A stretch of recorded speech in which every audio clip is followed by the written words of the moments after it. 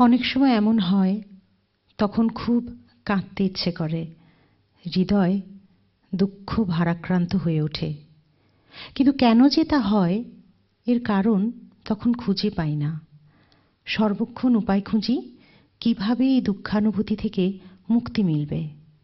আবার পরক্ষণেই যখন সুখানুভূতি একটু একটু করে উকি দেয়, তখনই আবার ব্যস্ত হয়ে পড়ি ব্যথাকে পুনরায় আঁকড়ে ধরে থাকবার জন্যে।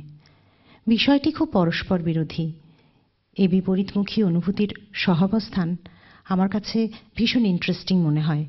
অবাক হই যখন ভাবি রবীন্দ্রনাথ সেই কত কত যুগ আগে তাঁর মনের চোখ দিয়ে অনুভূতির এই রূপকে লক্ষ্য করেছিলেন।